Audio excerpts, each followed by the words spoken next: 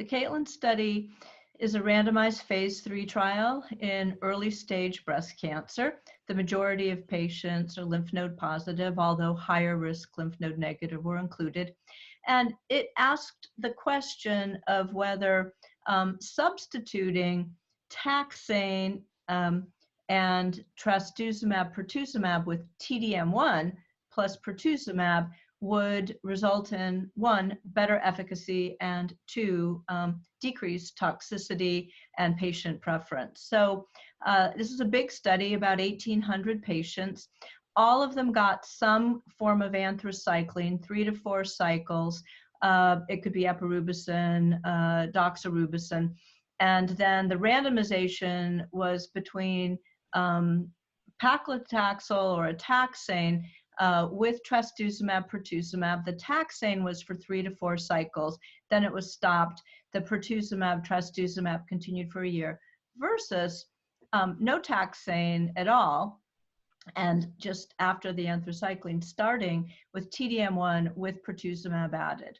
And the primary endpoint was invasive disease-free survival, and it did not meet its primary efficacy outcome.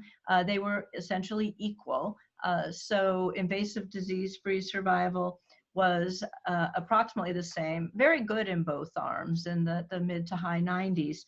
So we're doing fairly well with HER2-positive breast cancer. So that was somewhat disappointing. And then when we looked at the efficacy, we thought that TDM1, because it's not outright chemo, might be less toxic and preferred by patients. Well, what was interesting was that during the chemo portion, those 3 to 4 cycles where the patient was on a taxane with the HER2 antibodies, the toxicity was worse in the group that got the chemo plus the HER2 antibodies. But overall, grade 3, 4 toxicity, serious adverse events were fairly equal, and yet a much higher dropout rate happened on the TDM1 arm. So I think in general, we think that paclitaxel and HER2 antibodies is more toxic than TDM1 when we use it in the metastatic setting.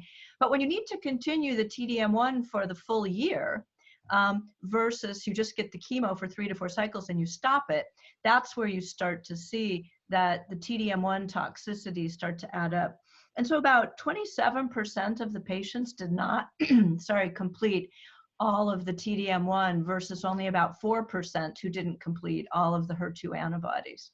So that was an interesting result, and I think we learned from that. So it could be an option, but actually more patients completed all their therapy if they got the full year. One question that came up when we discussed this was, well, if a quarter of the patients didn't complete all of their TDM1 and you still got the same efficacy outcome, what about doing TDM1 for 6 months or shorter?